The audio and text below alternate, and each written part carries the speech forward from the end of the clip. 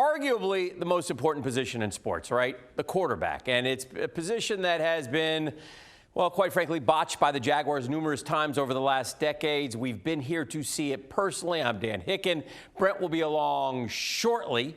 Jameis Winston, Teddy Bridgewater, Andy Dalton, Cam Newton, they're all quarterbacks that the Jaguars ultimately decided, thanks, but no thanks. Instead, opting for Gardner Minshew, backing him up with Josh Dobbs, Mike Glennon, and a 6th-round pick. Now, the Foles fiasco ultimately didn't help matters for the Jags due to salary cap restraints, but obviously they feel confident with going with Gardner Minshew into the 2020 football season.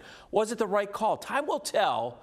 But we want to show you one play from last season that kind of symbolizes the good and maybe the not so good of the then Jaguars rookie. It was against the Jets, and Minshew, you see here, is back to pass. Now, he leaves the pocket.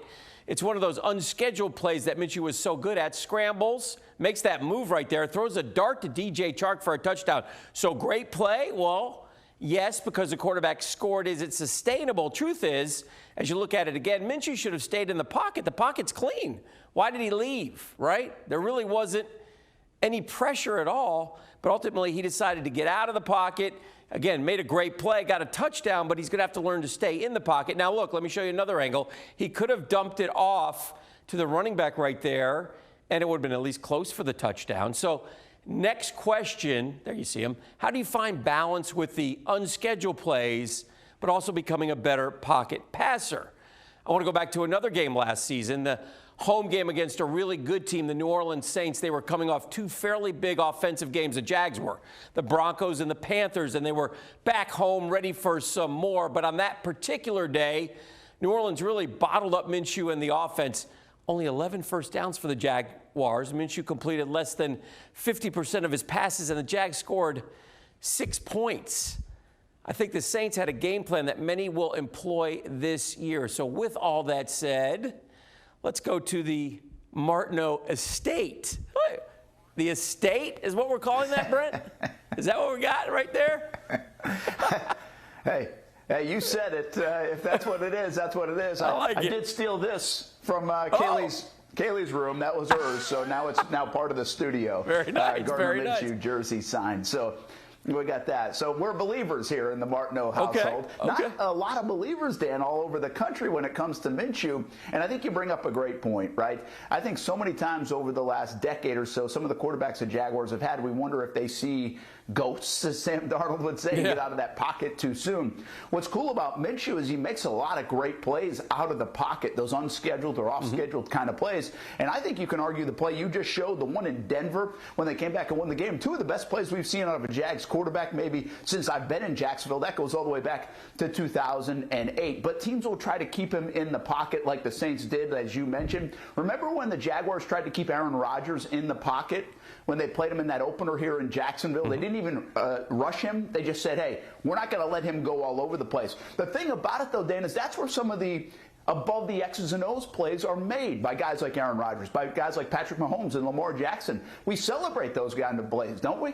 Yeah, we do, Brent. And let's go back to the Saints game for a second and show some of the highlights, because they bottled up Minshew on that day. And, in fact, Sean Payton said after the game plan was to make him play in that phone booth, that, quote, phone booth, and give him looks that he hadn't seen. Mission accomplished. I think it was 14-29 on the day. Now, with more experience, Minshew will have seen a lot of different looks and will have seen more, but he still has to prove that he can play from the pocket and make the throws, something that you've said time and time again, down the middle of the field. I know you watched intently last year, and it didn't seem like he would throw the ball inside the hash marks nearly as much as he threw the ball to the outside. Yeah, and that's, to me, that's even bigger than the in the pocket, out of the pocket stuff. And was it personnel? Was it play calling? Well, now the Jaguars have added some more to the tight end room. Tyler Eifert, if he can stay healthy. Josh Oliver, hopefully he's healthy.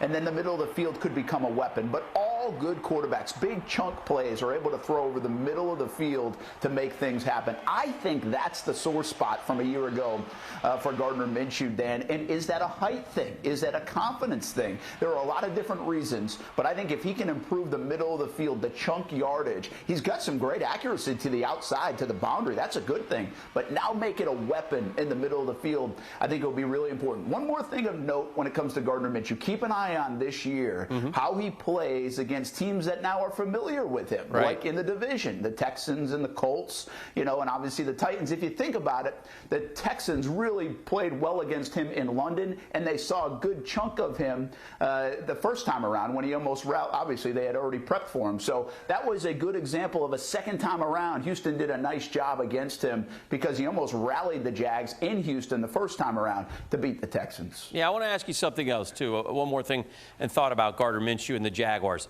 The franchise, in a way, is in good shape in one way in terms of the quarterback. If Gardner Minshew succeeds, the Jaguars are going to win some football games, and they'll say, well, as a second-year quarterback now, we've seen 2 years of work. We will have seen, hopefully, 28 starts, right? He played 12 games, I think, last year. So let's say, even though he didn't start the Kansas City game, in essence, he did. So say 28 starts. You can kind of make a judgment on how good this young man can be. So, and if he doesn't succeed, the Jaguars are going to not be very good at all, and then they'll be at the bottom, and they'll be picking again up high, and then they'll have a chance, perhaps, to add another quarterback to the fray, be it Trevor Lawrence, who you're going to need to have the first pick if you want to get that kid, maybe Justin Fields from Ohio State, but there'll be some other quarterbacks out there as well. So in that respect, at least, the Jaguars will get answers going forward at the most important position, don't you think?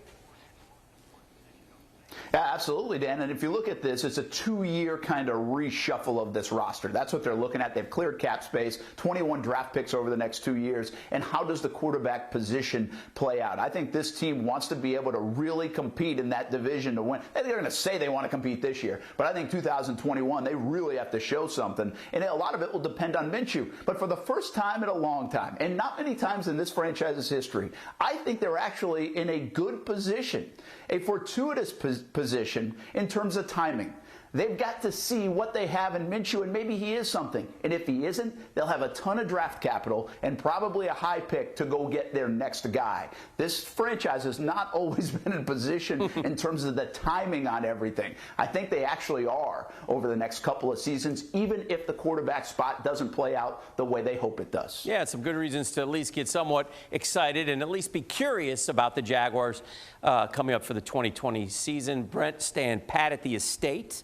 And we'll get back to you momentarily and check back in with you. One of the keys for the Jaguars will be the play of the tight end position, and that key will be Tyler Eifert, who is the best tight end on the roster right now. The key for Eifert is being able to stay on the football field for 16 games.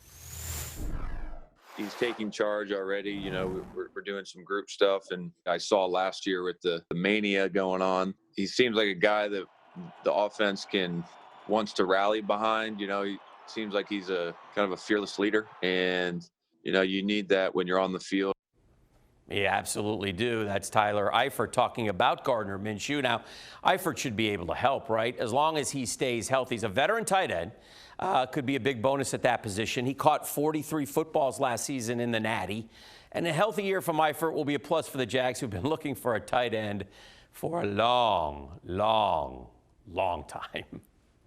Action Sports Jax Primetime, Saturday at 10:30 on Fox 30.